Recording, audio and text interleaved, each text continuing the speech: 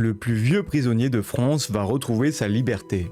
Plus de 40 ans après son placement en détention, le militant pro-palestinien libanais Georges Ibrahim Abdallah va être libéré le 25 juillet prochain. La décision a été rendue ce jeudi par la Cour d'appel de Paris. Il est aujourd'hui âgé de 74 ans et est détenu à la prison de Lannemezan, dans les Hautes-Pyrénées.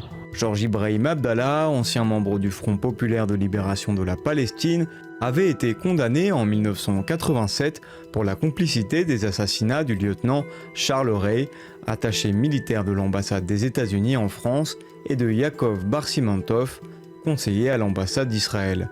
Le détenu et ses soutiens réclamaient de longue date sa libération, à laquelle il était éligible depuis 1999.